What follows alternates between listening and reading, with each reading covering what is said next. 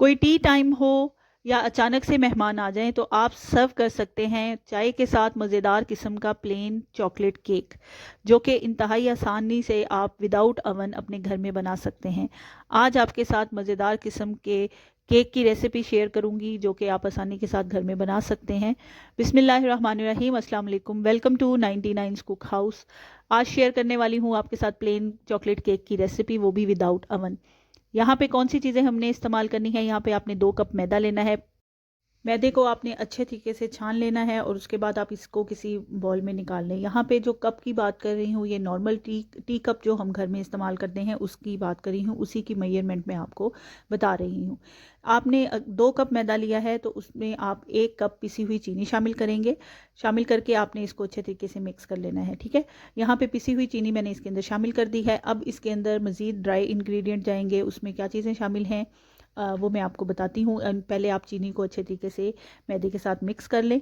फिर उसके बाद आप इसके अंदर 3 चीज़ें मज़ीद शामिल करेंगे, जिसमें कोको पाउडर है। कोको पाउडर इसमें मैं 2 टेबलस्पून भरकर शामिल कर रही हूँ। 1 टेबलस्पून इसके अंदर जाएगा बेकिंग पाउडर और हाफ़ टी स्पून इसके अंदर हम शामिल करेंगे बेकिंग सोडा।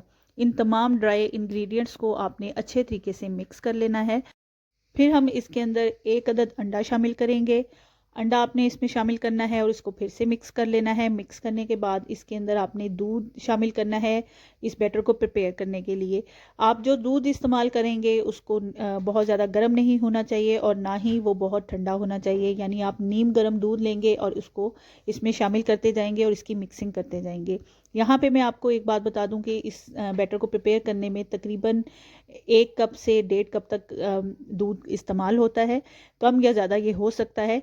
कितनी इसकी कंसिस्टेंसी होनी चाहिए वो भी मैं आपको भी बताती हूँ। यहाँ पे ये देख सकते हैं अभी हमने इसको अच्छे तरीके से मिक्स किया है और तकरीबन 1 कप इसमें दूध जा चुका था। अब इसके अंदर मैंने थोड़ा सा दूध और शामिल किया है क्योंकि इसकी कंसिस्टेंसी को हमने मेंटेन करना है। अभी जो रिक्वायर्ड कंसिस्टेंसी है वो भी मैं आपको दिखा देती हूँ। इसको शामिल करने के बाद आपने इस कंसिस्टेंसी पे इसको ले आना है।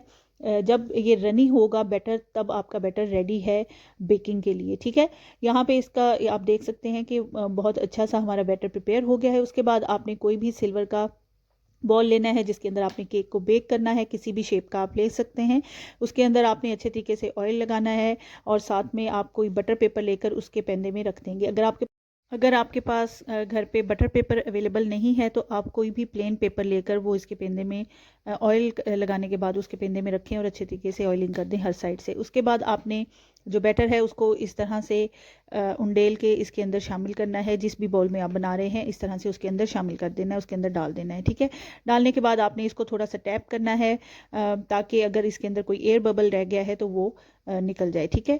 यहाँ पे मैंने एक पतीला लिया था और उसके अंदर मैंने एक स्टैंड रख दिया था और इसको मैंने प्री हीट कर लिया था। अब इसके अंदर हमने बॉल रख दिया है और अब इसको कवर कर दिया है। तकरीबन 35 से 40 मिनट मुझे लगे थे इसकी बेकिंग करने में और यहाँ पे हमारा केक बिल्कुल रेडी हो चुका है। उम्मीद करती हूँ आपको ये रेसिपी बहुत पसंद आई होगी। इसको लाइक करना आपने बिल्कुल नहीं भूलना। मेरे चैनल को सब्सक्राइब ज़रूर कर दें और बेल आइकन के बटन को प्रेस ज़रूर कर दें ताकि आइंदा आने वाली तमाम रेसिपीज़ आप तक पहुंच सकें। यहाँ पे जब थोड़ा सा बॉल ठंडा हो गया था उसमें से मैंने केक को रिमूव किया है और इसका जो बटर पेपर था उसको भी रिमूव कर लिया है। इसकी आप कटिंग करेंगे और गर्मा गर्म केक आप जब पेश करेंगे या ख़ुद खाएंगे चाय के साथ तो आपको बहुत मज़ा आने वाला है। बच्चे स्पेशली इसको बहुत पसंद करते हैं, इसलिए आपने रेसिपी को ट्राई ज़रूर करना है और कमेंट बॉक्स में मुझे इसका फीडबैक भी देना है कि ये रेसिपी आपको कैसी लगी। अपना बहुत सा ख्याल रखिएगा, मुझे दुआओं में याद रखिएगा।